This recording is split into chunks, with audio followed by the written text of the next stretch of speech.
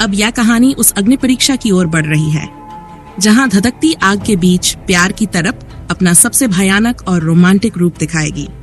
प्यार में तड़प। अनाज मंडी में लगी आग की लपटें आसमान को छू रही थीं। सूखे अनाज और बोरियों ने आग को और भी भड़का दिया था। चारों तरफ धुएं का गुबार था और लोगों की चीख पुकार से पूरा गांव गूंज उठा था।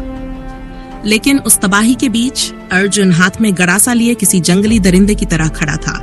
राहुल जैसे ही वहां पहुंचा, उसकी नजर अर्जुन पर पड़ी। अर्जुन की आंखों में पागलपन सवार था। आ गया राहुल, देख, यह आग तेरे प्यार का शोक मना रही है। आज इस मंडी के साथ साथ तेरी मशहूर मोहब्बत भी राख हो जाएगी। अर्जुन, तूने गांव की संपत्ति को आग लगाकर साबित कर दिया कि तू सिर्फ एक कायर है। तू मोनिका के लायक कभी था ही नहीं। ये सुनते ही अर्जुन ने अपना संतुलन खो दिया और गरासा लहराते हुए राहुल पर झपटा।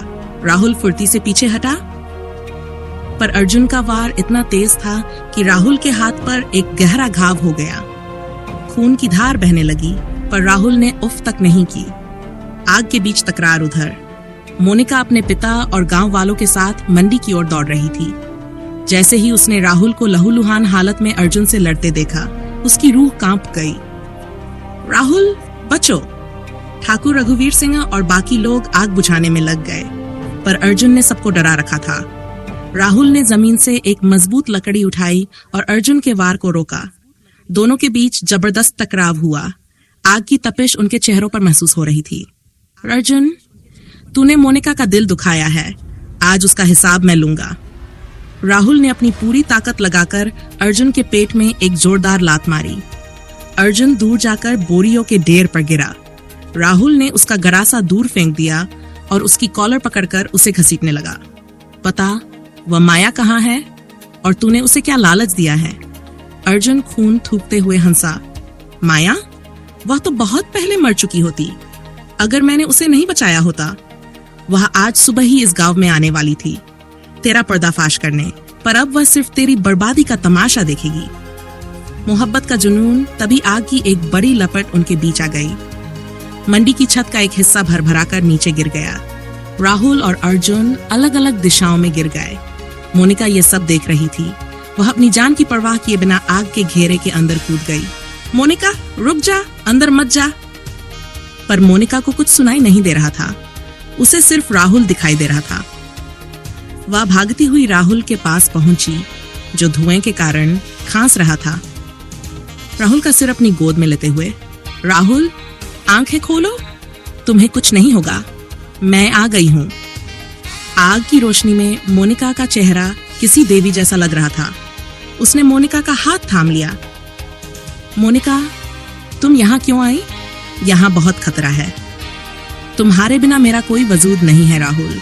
अगर आज तुम इस आग में रह गए तो मैं भी इसी आग में सती हो जाऊंगी। हमारी तर्क का अंत ऐसे नहीं हो सकता। राहुल ने अपनी घायल बाहों में मोनिका को खींच लिया।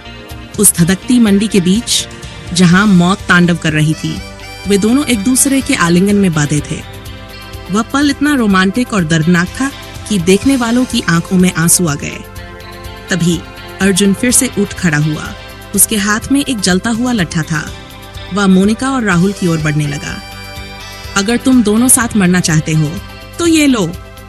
जैसे ही अर्जुन वार करने वाला था, गांव की सड़क पर एक जीप आकर रुकी। जीप से एक औरत उतरी जिसके साथ पुलिस बल था। वह माया थी। रुको अर्जुन, तुम्हारा खेल खत्म हुआ। अर्जुन माया को देखकर ठिठक गया। उसके हाथ से जलता हुआ लट्ठा गिर गया। पुलिस ने उसे तुरंत चारों तरफ से घेर लिया। सवाल, माया ने अर्जुन के खिलाफ क्या सबूत लाए हैं?